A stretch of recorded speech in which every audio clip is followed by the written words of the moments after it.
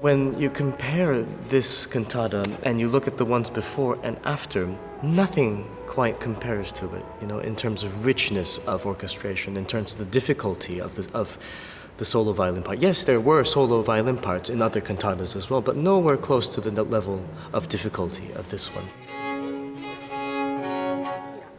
This is what it looks like. Not a single rest until here. And so we're halfway into the piece, and the solo violinist finally gets a moment to breathe.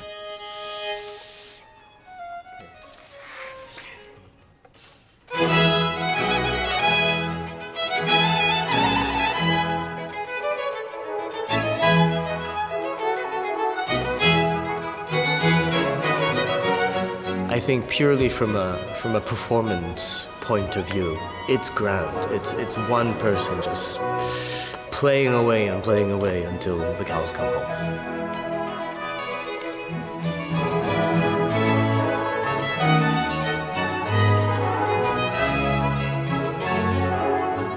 There must have been an external impetus in writing such an odd, unusual cantata, and everything seems to point towards Dresden, or at least Dresden, if not Pisendel. Pisendel was a great musician, a multitasker, an organizer of concerts, at the forefront of musical style and its development and what was in fashion, and by the way, an amazing violinist. In the whole scope of his activity, he was the Kapellmeister of the Hofkapelle in Dresden. They were at the front row of culture in that part of Germany. He had connections, to, of course, to Johann Sebastian Bach, but also to Telemann, to Carl Philipp, to Adolf Hasse, Italian influences. Everything was coming to Dresden. It was the hot spot, the place to be. And he was managing it all.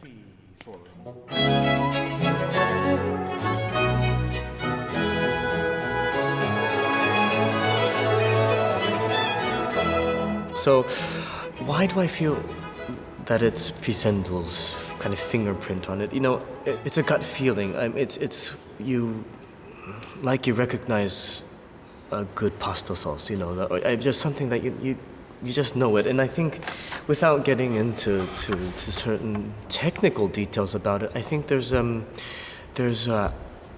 angularness to the writing. There's a lot of unexpected bumps and turns.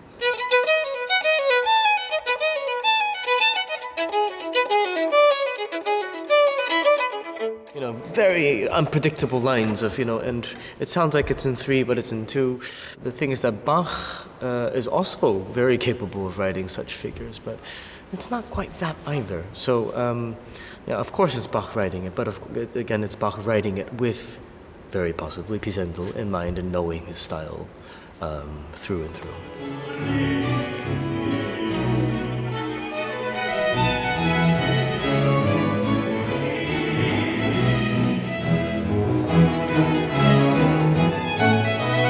In a nutshell, this cantata is, death is no more. Jesus has come, we need not be afraid.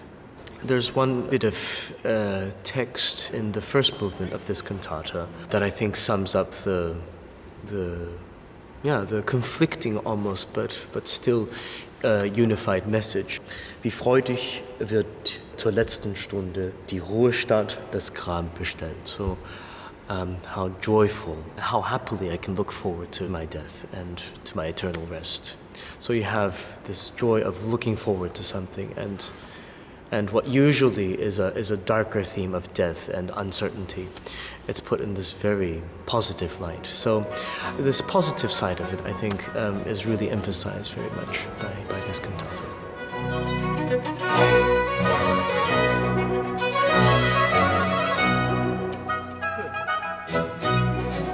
A few more things. It's nearly good.